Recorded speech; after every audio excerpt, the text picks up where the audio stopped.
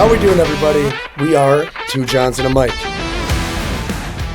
Hello, everybody. This is another episode of, well, there's John, the filthy casual Meadows. There's Michael, the big Western Parsons, and I am John, the Baron Von Ely. As usual, we are Two Johns and a Mike, and we have a special show for you guys today. We have a guest today, a good friend of mine. He is a gorgeous human being. He works out 5 days a week. He loves long walks on the beach. He enjoys fine wines and is an animal lover. But before all of you women that listen to our show get all hot and bothered, he's off the market. Everybody, little round of applause. Brian just got engaged a couple weeks ago. Brian, congratulations, buddy. By the way, he's a little over his skis, to one of the most gorgeous and intellectually in-depth individuals I've ever met. So, Brian, don't screw this up, because you know how deep my roster of ex-video analytic guys that I have. I can introduce her to anybody. So, Brian, tell us a little bit about yourself. Not much I could say after all of that, but I do appreciate all the praise. I mean, agree with all the things you had to say about her. But other than that, I met Eli with the White Sox. We were down in Kannapolis. It was my first exposure to a pro organization. I was this video guy, as he's mentioned. He has many of those that he can get in contact with whenever, but he seems to keep coming back to me for whatever reason. I started right out of school just going to a company called Sports Info Solutions, which does a bit of analytical work, mostly on the defensive analytics front. They do defensive runs saved as kind of their main contribution to the analytics space. From there, got a job at the White Sox, was full season with Kannapolis in Single A, did a season with the Tigers in Double A at Erie with the Seawolves, and then most recently, for the last now 3 seasons, have been with True Media, which is another sports analytics company that I got exposure to initially with the White Sox, and that Eli is well versed in. I think a lot of people who work in the player dev space have really gotten a lot of exposure to. So been there for the last 3 years now. Yeah, he's underplaying. So True Media is the forefront of what major league teams, minor league teams, pretty much every team across the board. Some of them have their own systems that they operate through, but everybody uses True Media throughout the major leagues and even in college at this point, right, Brian? That there's a wealth of information that Brian helps all these clubs kind of funnel into custom pages. He does tons of work. He helps me with a lot of my analytical breakdowns so I can recruit clients and things like that. Brian has a very important job, and it resonates throughout the major leagues. So Brian is probably going to underplay that, but he's a lot more important than he's leading on. We have a really big team there, so it's not just me, don't worry. But we have a lot more college clients than professional clients. Yes, I said he was going to be humble. I told you he was going to be humble. This guy's brilliant. I thought he was going to be I thought he was on a trajectory to be a future GM, but and still could be. But I'll tell you what. Yeah, let's get into it. So, I talked to you, Michael, and you, John, about how excited I was about this podcast, because I think this is going to be one of the first times that in a media setting that anybody's been able to talk with casual fans and people that have been within the process of the evolution of analytical integration to professional baseball, as well as have worked over some of that, working out the kinks of how do we look at this? How do we break it down? What have we gotten right? What have we gotten wrong? And we've gone through, Brian, you and I both have gone through the struggles of learning what resonates, what works, and how do we integrate it in a way where it is not like drinking from a fire hose, because there's so much information out there. And how do we filter what we're going to transmit to some of these players, and what are we going to put our reports together? What are they going to look like, and what do we leave out? Because I'll let you talk for a minute here in a second, but originally when I started learning all the analytics is right around the time Brian came in.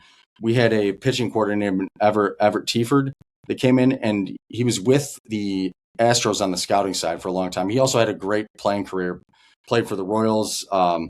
He played overseas, made a lot of money doing that. But when he came in, he he helped the White Sox get out of the Stone Age by introducing the analytical era to the White Sox. It was sloppy at first, but he was right about a lot of things. He was also wrong about a lot of things. So was Getz, so was everybody else. And we've adapted throughout the years to the point where we are now, where it seems a little bit more seamless. However, Brian, I want you to talk a little bit about what we saw when we first started trying to break down some of these analytical metrics and some of the stuff that we were working with in the very beginning of its induction. Yeah, I think the interesting thing coming in is that you don't really have a way to get exposure to some of these things without kind of working for an organization. So even though I felt like I could read everything on a Fangraphs page and kind of understand what it was telling me, the first time you get like a TrackMan iPad and like you see all these numbers populate, it's like I don't really understand pitch characteristics and things like that the same way that people who have been in the organization for a long time have. So there was a learning process for I think everyone involved, especially me, where it's just like you're asking as many questions as you can to some of the people that have already been there, and they can kind of start giving you some of the details of what everything is and what actually matters. Because I think to Eli's point, you have this wealth of information from top to bottom on every single thing you'd ever really want to know about a game. But like what you actually transfer into actionable data is like probably what most people expect. It's, a one-page scouting report. If you're looking, after a game, you want to do a little post-game, it's like you're looking at locations, you're looking at some pitch characteristics, velo, things like that. But at the same time, it's like, it's pretty simplistic at the end of the day. It's not really going to be like, hey, by the way, this like one discrete metric was down, therefore we have to look at something. It's like when you're actually transferring into like something that can be used, it ends up being pretty simple. Yeah. I have a bevy of questions for you. Hey, when did this analytics age, when did it really start hitting the majors and start transforming things? Brian? I think the Statcast era technically is credited with like 2015 was like when we started getting Hawk-Eye and like tracking data into every major league stadium. It's like the main difference with like a TrackMan versus a Hawk-Eye at like the minor league or major league level is that you can basically think of TrackMan as just looking at the ball. So it's going to tell you everything you need to know about the pitch characteristics, everything about the quality of contact, where it goes, but it's not looking at like the guys on the field or the batter once he starts running, like anything like that, where Hawk-Eye is tracking all the individual plot points of I'm watching the shortstop. He's taking, 17 steps to his right or whatever to try and field this ball, or I'm looking at the outfielder starting position, things like that, where that just adds a whole new layer of information that you can take action on, or like seeing how guys round bases and like all that different tracking metrics that you can get off of like looking at every single guy on the field. And I think that's really where we saw like a large expansion around like 2015-ish. Can we get a little bit more basic? Like, what is Hawk-Eye and what is TrackMan? I mean, you're saying they were put in there, but there's a lot of people that have never even heard of that stuff. Yeah. TrackMan, Okay. I mean, is it Go is it ahead, just a bunch of cameras and radars around the stadium? Pretty much. Yeah. Like if you go to any major league stadium and you just look up at the concourse level, like that second deck, you'll just see cameras kind of all around the stadium. You'll see a TrackMan at every single stadium too. It's just this large box that sits directly behind home plate. Every single minor league stadium is pretty much going to have that at this point too. And it's just various radars tracking technology that you can see any single level of pro ball. Yeah. Sorry, go ahead. Is every team bought in at this point? At least on TrackMan, yes. Not every club has Hawk-Eye, so you can usually. I always, obviously, going into each organization that we play against or used to play against when I was a coach, you could tell who had Hawk-Eye because you look up into the stands, like Brian was saying, and you can see a bunch of cameras that look like surveillance. They look like kind of like your surveillance system around a house or something like that, and but they're very identifiable. Sorry. And you see all the cameras like, oh yeah, these guys have Hawk-Eye. But TrackMan is different, but it's very obvious. It's just one big black box that sits right behind home plate, which basically just picks up the pitch from home to the plate, right? So there's the Hawk-Eye system. It actually observes everything on the field. So it takes a video, so you can track positioning, you can track you can track pretty much everything. You track essentially it shows you video of what the pitcher's doing. It does everything that TrackMan does as well from a slow motion camera, but it does it from every angle. It also integrates every single one of the metrics that that TrackMan does to. And actually, there, Brian, you can speak to this, but the metrics that they spit out from each pitch and each exit velocity and everything else that we're going to see, swing pass and everything else, it's a little bit different, and they kind of vary a little bit from TrackMan to Hawk-Eye. Yeah, I was about to say they're like majority of the time pretty much the exact same as far as like velo, pitch characteristics, things like that. I think there's a little bit more user error with TrackMan because a lot of it is like a manual setup. Like one thing that Eli and I would do during the season is you have bullpens where you have a TrackMan set up right behind the catcher on the side of the field, and that's fully being set up by me or whoever at the time, and like has to be angled appropriately so that things are coming in, It was such a pain in the ass. It was such a pain in the ass, and it was all on you. I just made you do all of it. Obviously, even though I knew how to do it, I was like, "Hey, Brian, could you?" This is a separate conversation, but remember when we used to have to tie the Edgertronic down with a piece of turfus to this tripod? Yeah, it was wild, but yeah, it was an exciting but frustrating integration of all of that technology, and then understanding how to use it was even more difficult. However, once you got a hang of it, you understood why we were using it, because you had a much better concept of predication of success in future, just based off of everybody's future, and we can give guys better comprehensive data on what, like, okay, this may not look like what you want it to look like, but this actually is the right process in order to get you closer to the big leagues, because we can predict success based off of what we're seeing on all this technology. So is there a language that needs to be learned? As this is going to sound silly, but does it ever break down to like a coach walk into somebody in the outfield and be like, hey, the computer says for you to stand over there? No. Brian, why don't you tell these guys about what we used to do behind the scenes before every single game or every single series? And it gets way more complex as you get to the major leagues. However, Brian and I would break down a lot of this stuff and put it on a card that guys would keep into their hats or in their glove or wherever they would, so they could read and be like, okay, this guy. I'll let you explain a little bit more, Brian. Interesting.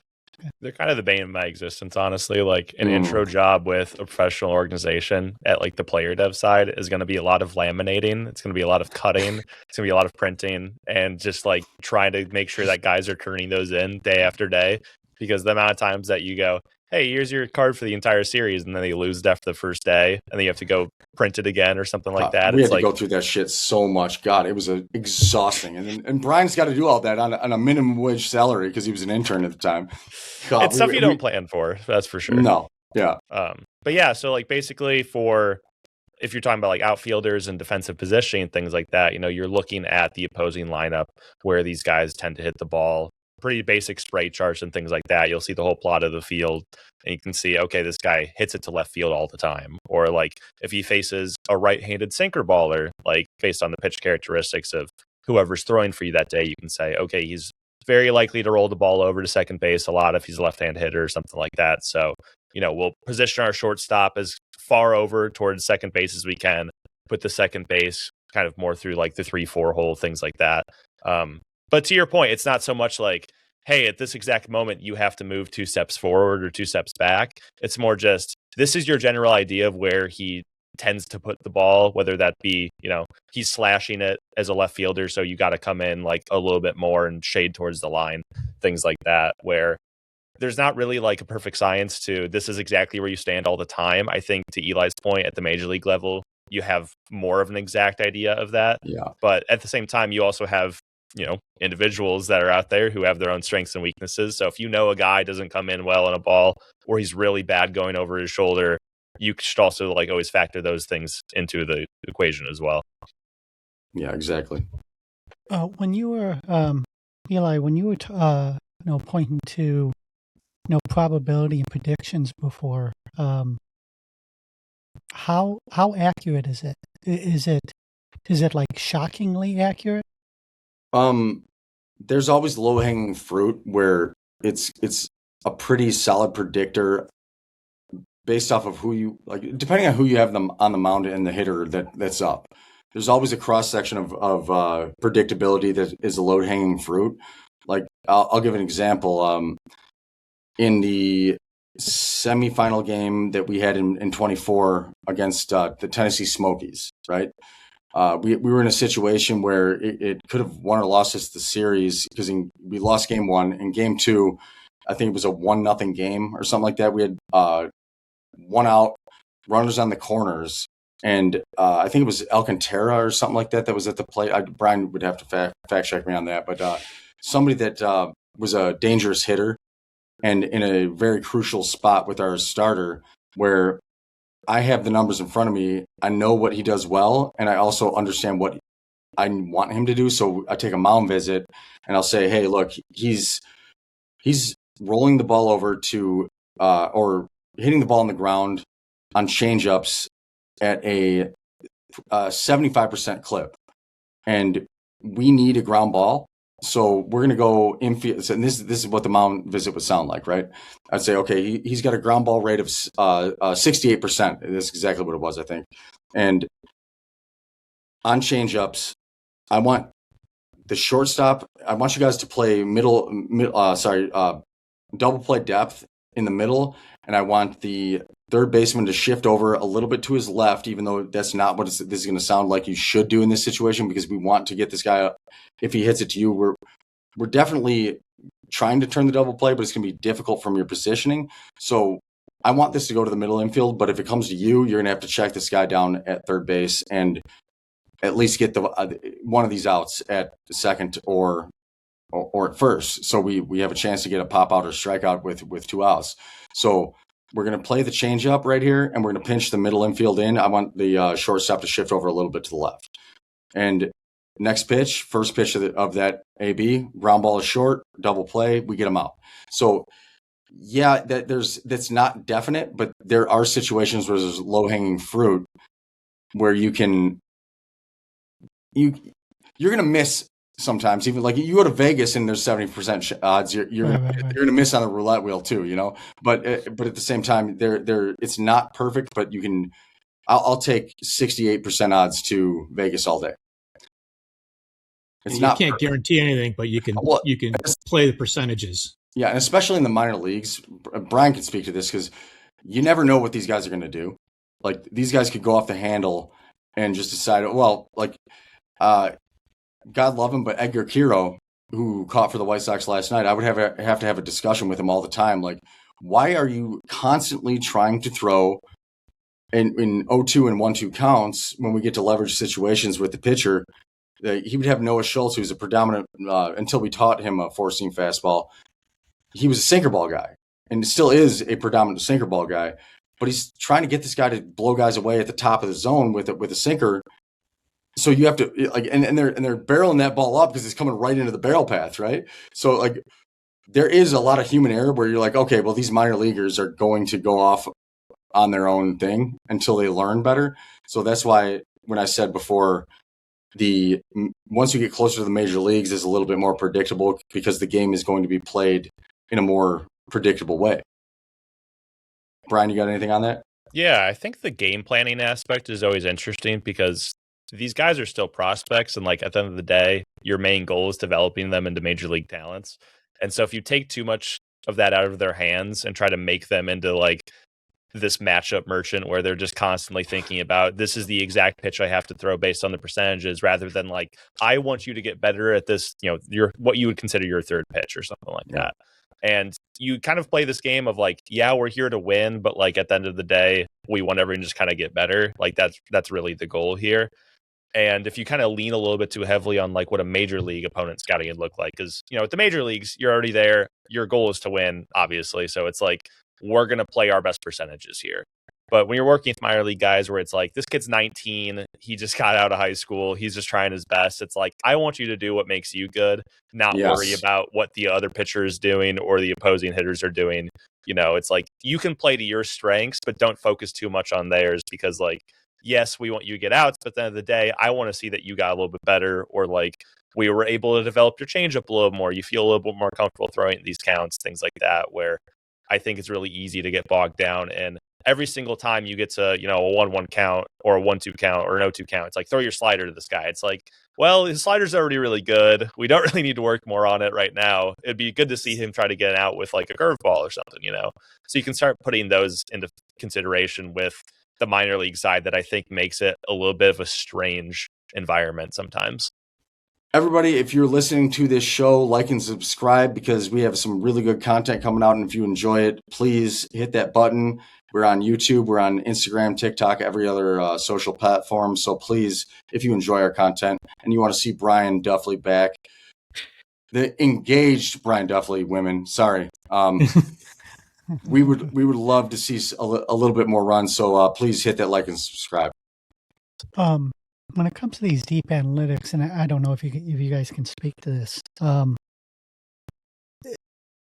is every sport using this? Like football, basketball? Like, has analytics changed every facet of every game? It's certainly in every sport in some capacity. None as close to baseball. Like, baseball is very much on its own in that regard. Like, I think more sports are trying to get to the level that baseball's at, but just kind of like a sidebar, True Media, the company I work for, does football, soccer, rugby, and cricket. And I work on the football side as well. And I'll tell you right now, like, it's not very close. Like, the stuff that baseball uses versus football is different. But like, it makes sense, because baseball is such a stagnant sport of like, I'm looking at a pitcher, I'm looking at a hitter 95% of the game. I'm not even considering like the guys in the field necessarily until the ball is put in play. Football is like, this guy took 2 steps to the left and that opened up this entire play, and like everything crumbles. And it's like, well, 10 guys did a great job and 1 guy failed. Like, do we look at all 10 guys as a failed play? It's like, there's so much moving parts to it that it's really hard to quantify in some ways, but it's absolutely growing. And like, I think there's going to be continued paths that teams find as to how they can evaluate on a more objective basis, because, rather than just having a scout watch a game with his eyes and be like, I got all 22 in my mind, like, we're all good to go. It's like, that's really hard for any individual person to do. So like, if you can find ways to help them, I think they're definitely going to explore all those avenues. For sure. And you can even look at like basketball, where you look at the Golden State Warriors when Curry came into the league, and you had a lot more. The 3-point shot became the most predominant thing. It was the base weapon, and because the analytics said that even if I shoot 40% from 3 points, then if I make 40% of those shots, I'm still making up. It's harder to come back if I'm making 40% of those shots, as opposed to 60% of my 2 points, within the arc. So now you get a guy like Curry, and with who's the other guy? RJ. Somebody correct me here. Yeah, it doesn't really matter either way. So they're shooting 3-point. RJ Barrett. No, not God, no. I was like, that's all RJ. It's not RJ. I'm screwing this up, but either way, so these guys are shooting 3-pointers at a rate that nobody's ever done, but they're blowing everybody out. Obviously, everything else had to kind of counter into that, but the analytics did. But there's when it comes to baseball, there's so much more unpredictable outcomes and so much more variability within each play that it makes it a lot less, it makes it a lot easier to integrate more analytical analysis, because there's so much more to focus on. And I think that what I'd like to segue into is predictability of major league success within analytics. And that's a question that I think has not been discussed within not just casual fans, but like it's something that a lot of people are still trying to figure out on, as far as how we identify our prospects. Who are we going to push? What do we see? Like, you look at guys in the major leagues, you look at guys in the minor leagues, and how do we acquire players? What do we go for? What are we looking at that predicts success for future, like there's so, Brian, I want you to talk to this for a little bit, because there's so many factors that that you look into, and analytics that we look into, that predict future success in the major leagues. Like we could list off a laundry list of things that we talk about with like XFIP, XWAR, XWOBA, all these expected numbers that go into not just acquiring guys, but who we draft and who we're pushing through the system. And there's going to be a lot of questions from fans, like, why is this guy's hitting 350 in A ball? Why is he not moving up? But this guy's hitting 150. Now you push him to the big leagues. Why? Okay. Brian, give us a little insight. Yeah, I think there's a lot of different things you could look at as to why someone like acquires a certain type of player. I think there's a lot of self-scouting that needs to take place, and that has taken place within organizations of, this is the type of player that we do well with. I think a classic example that you hear a lot is Cleveland, like pitching organization, where they would take, guys with really good control and kind of just try to teach them more big league ready pitches. And so it's like, you're not worrying necessarily that he's going to throw strikes. You're just trying to make sure he can like miss bats. And they decided that it's easier to teach that than teach control, where then you have other organizations who may take a chance on a guy who's got a really high walk rate in college, but, his fastball characteristically is major league ready, And like, there's ways that I think organizations try to identify, like, you see the Brewers with every single hitter's like sub 6 feet. It's like, that's a type of guy that they like, that's the type of guy they'll draft, they'll trade for, and they can see that as, okay, we can add a little bit of power to him, but, the bat to ball is what we're looking for as our starter. From there, we can kind of trust the player development system to really mold them into the player that we want them to. And I think to Eli's point, like, you see guys who will put up some like gaudy numbers at, double A or whatever, and be like, okay, where's this guy going? But then one of the things with minor leagues too is like the run environments are crazy. Like putting up numbers in Albuquerque is like a very different ball game. Or like, I was in Erie and the right field wall was like 310 feet. So you'd have left-handed power hitters come in, have 6 homers in a series, and you're like, well, I mean, yeah, but 4 of them are probably flyouts in Comerica. Like that's cool. But the overall like arching theme of, the base slash line isn't telling you the whole story here. Right. And also, like, some of these guys are 27 years old, do it in Double A, and it's like, you're kind of expected to do that, and that's like the ageism in baseball that you just can't really avoid. Like, if you're 19 years old doing it versus you're 24, it's a different story. And that's just kind of like the thing that players know in the back of their heads, but are constantly battling for, and kind of the whole like prospect status versus non-prospect that you kind of have to like really overperform to kind of like shake that from your persona, I would say. Sorry, go ahead. So how does analytics factor in on using players correctly? I don't know if this is a big problem in sports. For the past 10 years, it's something I've been thinking about a ton. The way teams and organizations can take a really good player and just not use them correctly. Does analytics play into that? Does it improve that? Does it help out players?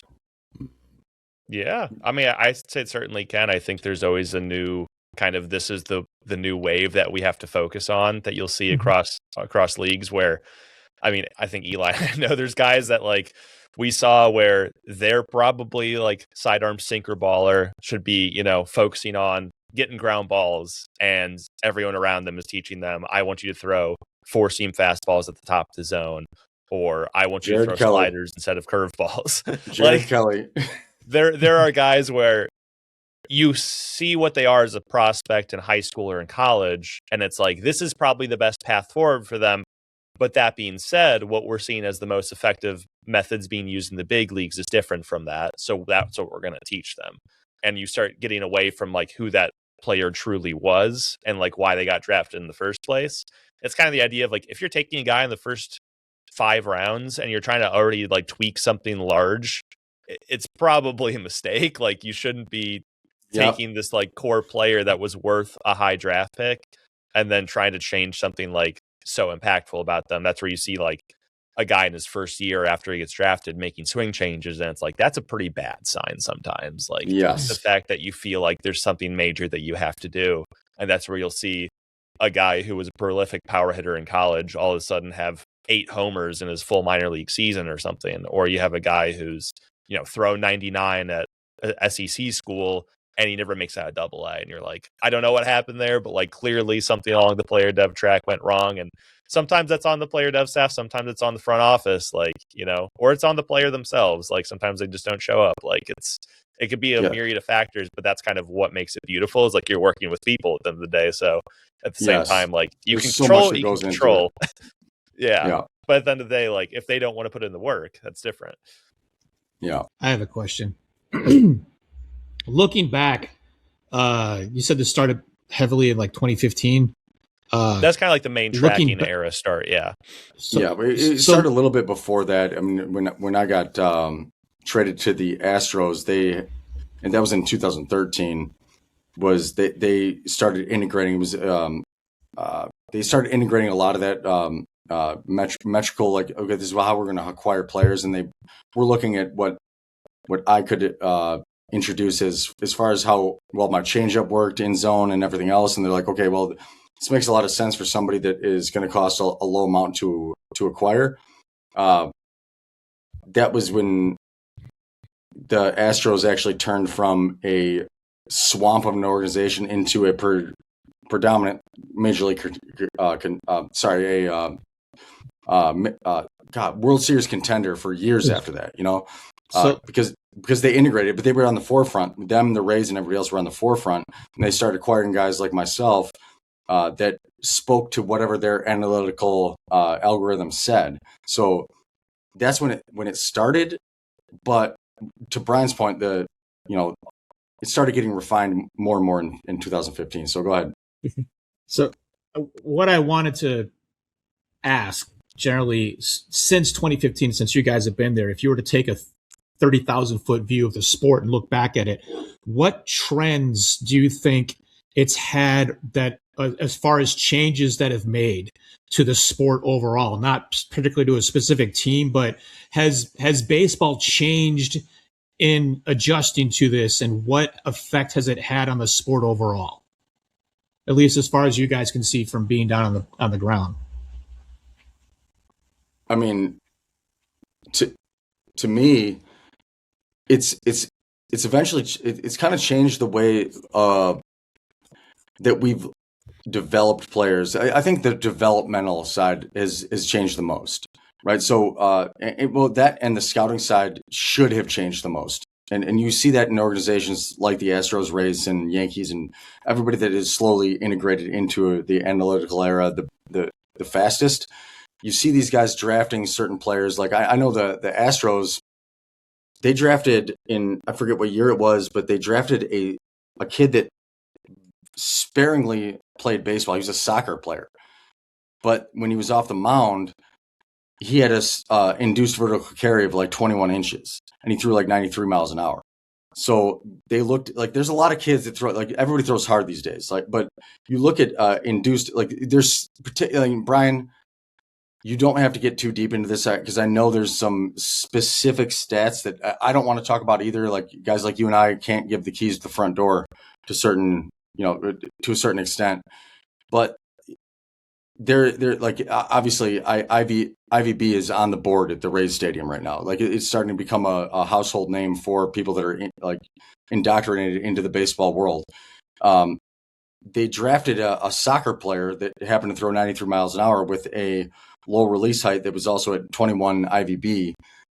So, and also they gave him like $100,000, I think, or 100, which is a piss in the pot for some of these, for every organization. But at the same time, you're taking a shot on a guy because there's a chance, based off of what we're seeing in our metrics, that this guy could have a swing and miss fastball in the major leagues based off of those numbers. So the developmental side is like, we're reaching for certain things that we know are predicators of success. However, my biggest point, and Brian can speak to this, is that when we started doing this kind of stuff, we were reaching for numbers because we knew that we could predict success off of them. and we were missing the bigger picture. So as the game has developed, like Brian Bannister is the best at it by understanding the way the body moves and letting guys lean into the curve of what they do the best, not fighting against their body movements to try to create movements that they're not capable of creating. And I was screaming Jared Kelly's name a little bit earlier when Brian was talking about, okay, we drafted this guy out of high school because he was potentially a great sinker baller. That's what he threw. He was at 99 miles an hour. All of a sudden we draft him and say, okay, well, there's a chance we can get him to throw four seams at the top of the zone with high IVB. But we push so hard on him to be that guy that we actually got away from what he did well and ruined his mechanic. We actually ruined the beginning half of his year because of, and God, I don't even know if I should be saying that. That's tiptoeing the line of what I should be saying. But he lost a couple of years of his career because we tried to get somebody out of him that he wasn't, based off of some of the metrics that we knew that we wanted him to be able to create. So Brian, dive a little deeper into whatever numbers, whatever things that you can discuss, because some of them, like, I don't want to talk about too much because that gives you the keys to the front door, like I said. I think I would kind of want to get back to Michael's like overarching question of like the 30,000 foot view. I would say there's a lot of things that we've seen change for sure in the last 10 years, 20 years, 30 years. Like a lot of those are going to continue to change. And I just kind of want to say, like, no decision is uninformed at this point. Like, you have massive teams of analysts, of front office personnel, where even if it seems like, how do you make a trade like that? You know, there's something that's leading that charge. There's something that's telling them, like, this is a good move for us, or why you draft players that you do. So there's no more just kind of like guessing game in that regard. But at the same time, like, you're seeing what the trend is at the current time dictate a lot of what the game is, where, you know, one of the, I think, big things that a casual fan or whoever may really take disdain towards is like pitchers just go not as deep into games, you know, but that's like a very well-informed decision of this does not help you win if you're going to let this guy face the order 3-4 times. You know, he's dragging after 100 pitches, like just let him out there because he's your best guy. It's like your best guy at 100 pitches is not better than your best reliever. Like there's things like that where aesthetically it's not nearly as pleasing. Like I definitely can acknowledge that. Or you see like the ebbs and flows of bunts where, you know, that's a huge part of small ball. And all of a sudden it's like everyone needs an A swing all the time. Bunts are stupid. Strikeouts don't matter. They're the same as a pop-up. And then all of a sudden the last few years, it's like you're seeing teams kind of resurge with bunts. Like the Rays, the Brewers have been laying down a lot this year. You're seeing strikeouts matter again, where like there's so many strikeouts now on the pitching side that like hitters have to adjust, where it's like, yeah, I want you to put the ball in play, like, because we need something to happen here, you know, or like stolen bases, where you're just like runs are at such a premium because it's so hard to hit in the big leagues that like you're seeing kind of a resurgence in some of these aspects that went away during the initial like Statcast era type stuff, where you had the Joey Gallos of the world, where it's like this guy doesn't exist 20 years ago, but now it's like is getting MVP votes because it's like, hey, it's 40 homers, strikes out 200 times, but like who cares? So it feels like there's kind of always, you know, a changing, I guess, meta almost to the game that like organizations adapt to constantly. Yeah, there's always a full circle way the game comes about, but it always is from different circumstances, right? So you look at the Joey Gallo, who tore the league up for a while, and all of a sudden he was a nobody. But that's because of what we've identified through how we can get him out. So analytics was able to tell us where his bat path is, and now that we've been able to identify pitchers with the right type of movement patterns and everything else, hand positioning, arm path, release height, extension, everything else, we understand where to attack these guys to mitigate some of that power number, right? So now, like we talked about on our last podcast with Kevin, having to get guys out in the zone, because now the integration of the ABS with the challenge system is like hitters are so much better with zone judgment, and pitchers are so much better with their stuff because of what we've been able to identify. So that the strikeout numbers go up because we can identify those guys and what they're the best, the guys that we have in our organization identify as, okay, I'm going to get this guy out in the zone with my best stuff. And what does it look like? Why is it getting guys out? And how does it beat bat paths based off of what we see? So the bat path is always kind of adjusting. The approach is always adjusting, which is what Brian just said about, okay, we're going to bunt here way more often. Like we just watched the Rays starting to bunt. Like Brian and I were just kind of screaming about the Rays lineup and what their approach is because they're bunting so much. Well, you still have to have like a mix of those guys, and the analytical side will allow you to organize a best possible plan to attack all of it. So it comes full circle, but it's more refined as far as how we're identifying those guys.